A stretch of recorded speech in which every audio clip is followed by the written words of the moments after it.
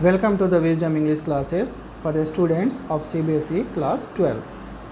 आज हम विस्तास का चैप्टर 1 देखेंगे। The name of the chapter is the third level by Jack fin.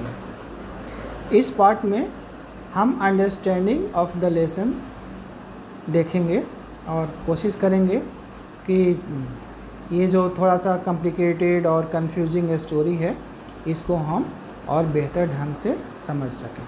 So let us start. Everyone knows that the Grand Central station of New York has 2 levels.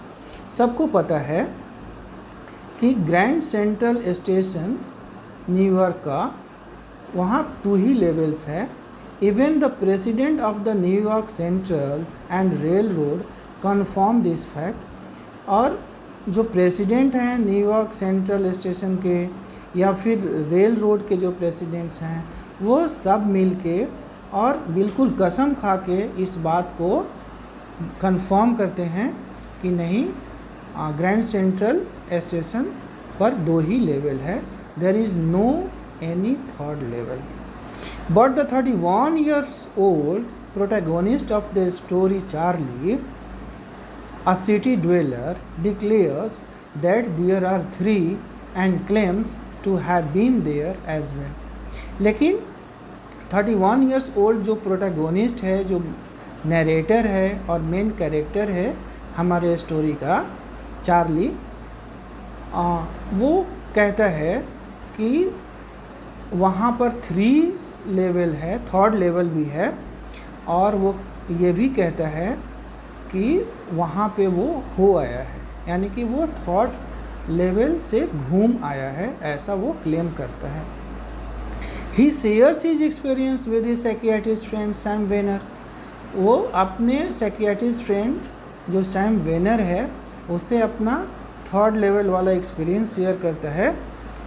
Who explains that it is a waking wish dream fulfilment.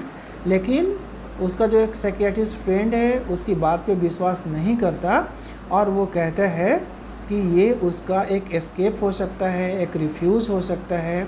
इसको वो नाम देता है waking dream wish fulfilment.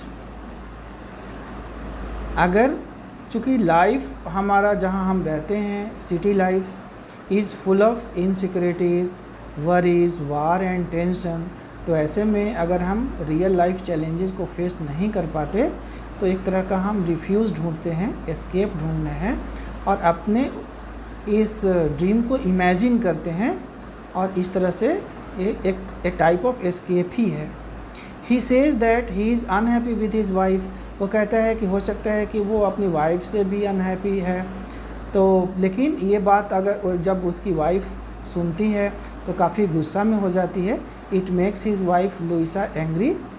He further tells that he is unhappy as the world in which he lives is full of war, worry, tension and insecurity। तो फिर वो explain करता है फर्दर कि ये चूँकि हमारा लाइफ जहाँ हम रहते हैं वो full of war, worry, tension and insecurity है, तो इसका भी एक साइड इफ़ेक्ट हो सकता है और इस तरह का इमेजिनेशन, इस तरह की बातें हमारे ख्वाब में आती है और हम सोचने लगते हैं अनरियल थिंग को।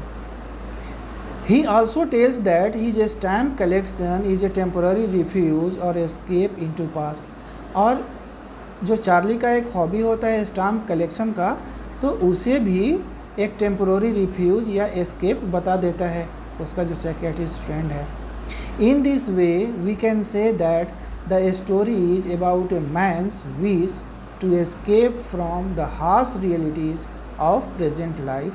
तो इस तरह से हम ये भी कह सकते हैं कि ये जो कहानी है थर्ड लेवल, वो एक आदमी का एक इच्छा है जो अपने रियल लाइफ चैलेंजेस को फेस नहीं कर पाता सक्सेसफुली और वो रियलिटीज़ से एस्केप करना चाहता है। जो प्रेजेंट लाइफ की जो रियलिटीज़ हैं, जो चैलेंजेस है, तो उसको वो एस्केप करना चाहता है और थर्ड लेवल की बात करता है। There are only 2 levels at Grand Central Station. Grand Central Station पे तो 2 ही लेवल है। However Charlie finds a 3rd level, लेकिन चार्ली को 3rd लेवल मिल जाता है। इट इज़ बाई चांस, ये होता तो बाई चांस ही है, बाई चांस ही वो 3rd लेवल में पहुंच जाता है वहाँ। Many a times he has been lost dear, और ये बहुत ऐसा नहीं है कि ये फर्स्ट बार वहाँ पे गया है और 3rd लेवल उसे मिल गया है। बहुत बार वो ग्रैंड सेंट्रल स्टेशन गया है, लेकिन हर बार उसे कुछ नया एक्सपीरियंस हुआ है, डिफरेंट एक्सपीरियंस हुआ है। और वो he always discovers new doorways, हर बार वो new doorways, new corridors, new tunnels discover करता है। And he begins thinking that the Grand Central is always pushing out tunnels and new corridors like roots of a huge tree.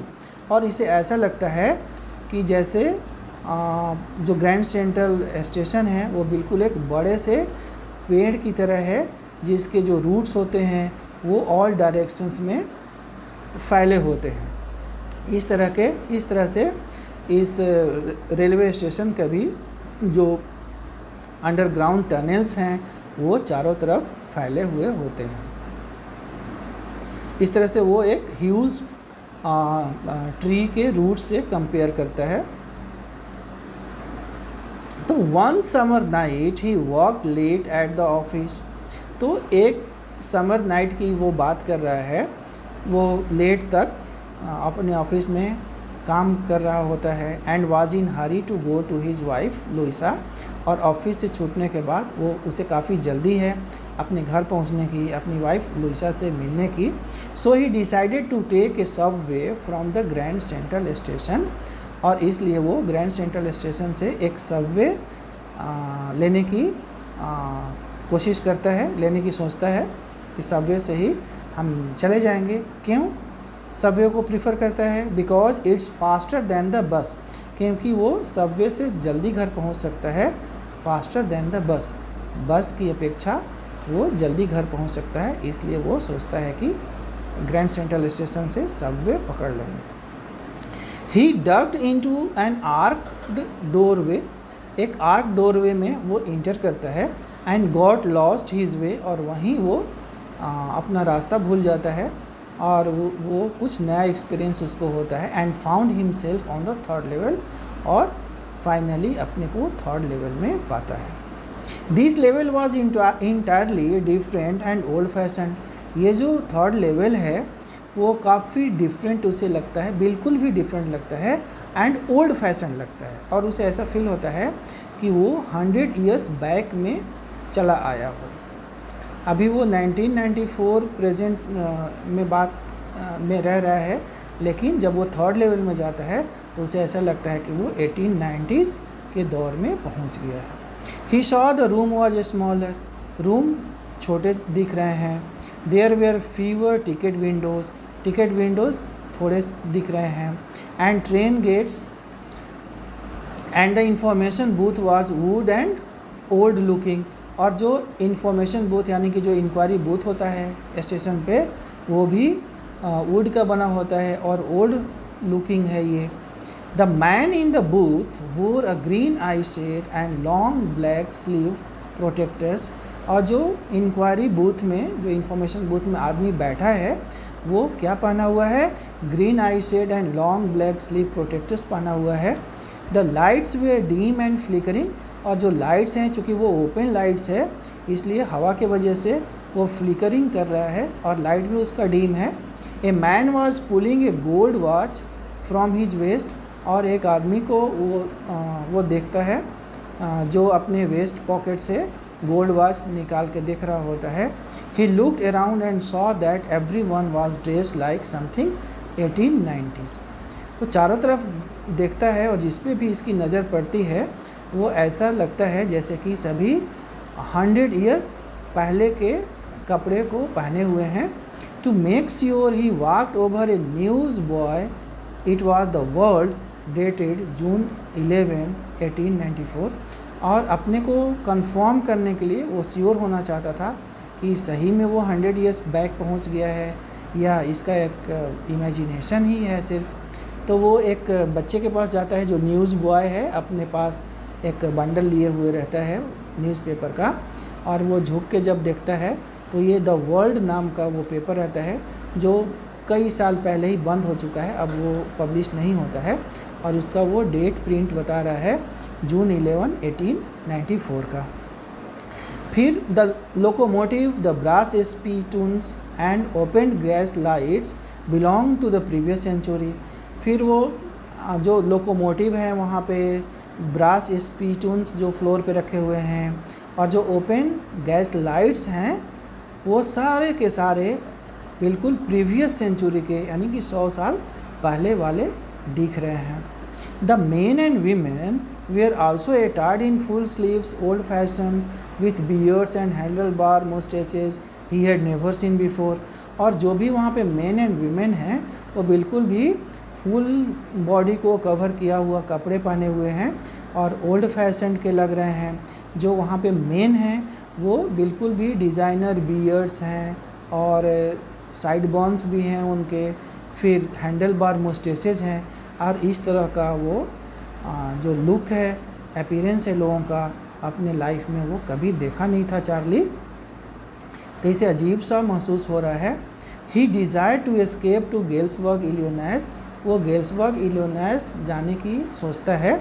The town of his dreams, वो हमेशा से Galesburg Illinois उसे काफ़ी attract करता है क्योंकि लाइफ वहाँ पे काफ़ी इजी है, पीसफुल है और टेंशन फ्री है।